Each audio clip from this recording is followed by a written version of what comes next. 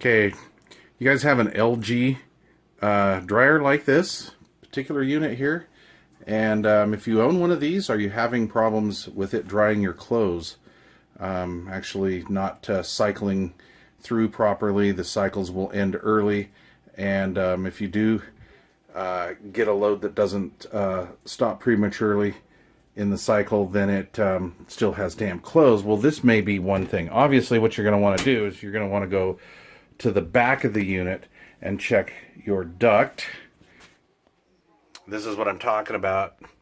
The dryer hose that goes from the rear of the dryer to the outside of the home. Now, in troubleshooting this dryer, I pulled all this out, and this is absolutely clean in here.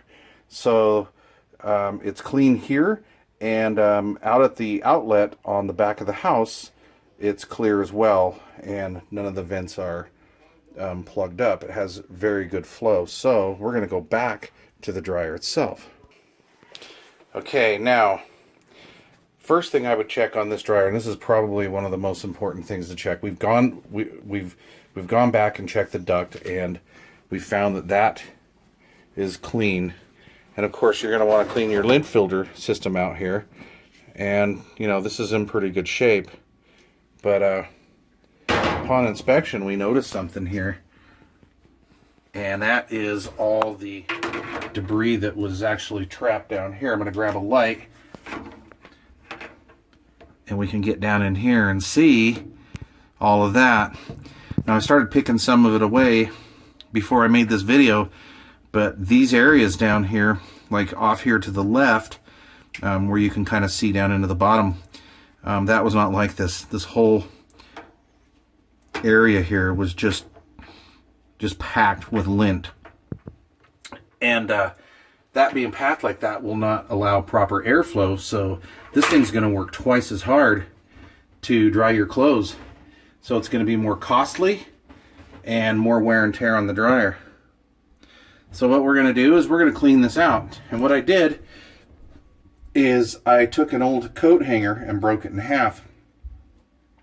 What I'm going to try to do is get down in there and hook this and clean it at the same time.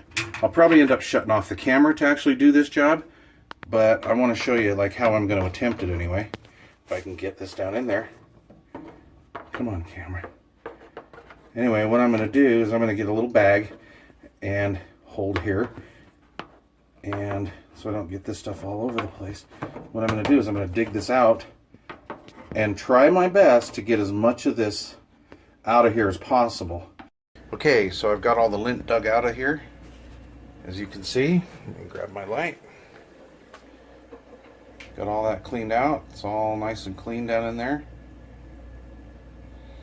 I used a coat hanger, plastic coat hanger that I broke up, and I kind of used a chopstick technique down in here to dig that lint out and bring it up chunk by chunk, and then I just threw it in down here until I gathered it all up.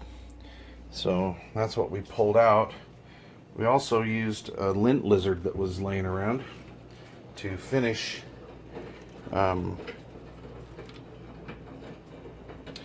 cleaning this out, because using the chopstick technique I still had pieces and chunks down in there that I could not retrieve with the coat hanger. So anyway, we put this onto the end of a vacuum, put the tube down in here, kind of like this, and then just got down in as far as I could down in there to try to get the rest of it up. And we did get quite a bit up. I'm not going to really recommend that you go out and buy a Lint Lizard for this. Maybe if you have a vacuum with an upholstery attachment or something like that, that you can get down in here, that would work as well. Not a problem. But anyway, you want to get the majority of that up and get that as clean as you can. So what happens here is when you put the filter in, this is how this works, right? The air comes in through here This is the exhaust area actually. So as this thing spins, you've got hot air forced into the drum, and then it has to escape. So it escapes through here. And what happens is it comes in these little vents here, and then it gets filtered out by this screen, and whatever the screen can't filter, it eventually collects in there. You want to watch these screens, because when they develop rips, tears, holes, issues like that, something like that, it's going to let more lint through, and then this is more apt to clog up. Anyway, there's what we retrieved.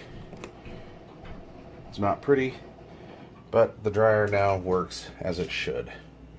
So we're going to order up another lint screen, and this thing will be good to go for another, I don't know, 8 or 10 years, however old this thing is. So we're good to go. All right. That's how to do it on the cheap for free, pretty much.